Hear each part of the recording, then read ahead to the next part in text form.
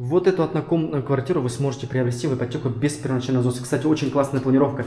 Есть ниша под гардеробную, санузел 4,5 квадратных метра.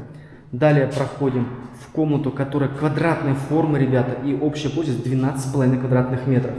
Кухня-гостиная, опять же, довольно-таки широкая, 14,5 квадратных метров с выходом на лоджию площадью 4 квадратных метра и с панорамным остеклением. Кстати, эту квартиру можно купить еще и с ремонтом. Еще больше объектов у меня на канале. Подписывайтесь.